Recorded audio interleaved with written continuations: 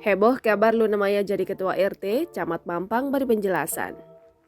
Artis Luna Maya ramai dikabarkan telah menjadi ketua RT di tempat tinggalnya wilayah Kemang, Jakarta Selatan.